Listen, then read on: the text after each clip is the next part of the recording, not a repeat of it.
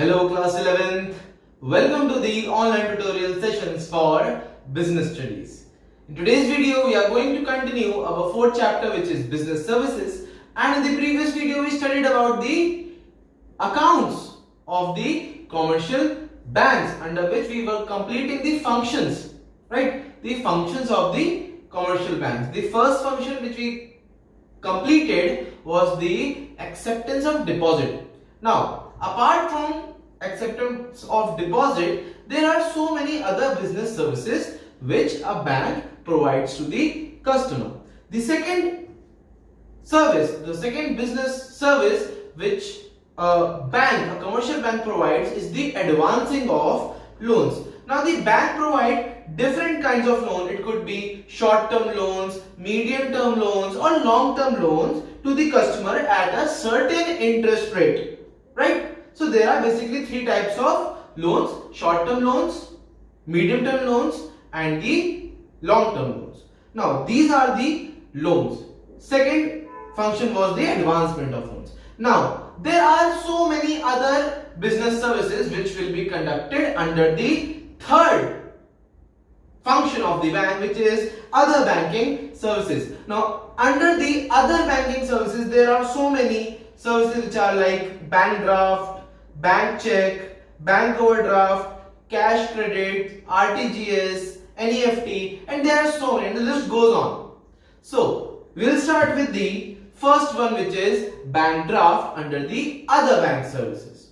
Bank draft. Bank draft is an order issued by a bank on any branch of the same bank to pay the specified amount to person named on it. It is also known as demand draft or banker's draft, and for that there is some sort of fee which is charged from the customer. Bank draft. Under the bank draft, there is an order by the bank to its own branch, to some other branch in the different city, not in the same town or same city, for the different city, right? So that is the bank draft, under which the bank orders it other branch which is in other city to pay the specified amount to the specified person which is written on it, and for that they charges the amount and they charge the fee. That's the bank draft. Now, the second one is banker's check. Now, banker's check is almost like the bank draft. It is almost same, but banker's check can be used only for the same town or same city. It refers to that bank draft which is payable within the town, town. Now, it is also known as pay order. This banker's check is also known as pay order, and fee charged on check is less than the bank draft. They also charge some fee, but it is less than the previous one, which was bank draft. Is that clear? Now students, let's come to the third bank service, which is bank overdraft. Bank overdraft. Now, it refers to a facility in which a customer is allowed to withdraw money which is more than this actual account. Suppose in my account there is only 1 lakh rupee, but I can overdraw my account with 1,50,000 rupees. So this extra 50,000 rupees which I have overdrawn, this facility is known as bank overdraft. Now, it refers to the facility in which a customer is allowed to overdraw his current account up to an agreed limit. Like, it's like a temporary loan, a short-term temporary loan to its regular customers only. It's not for everyone. It's for only the regular customers. Is that clear?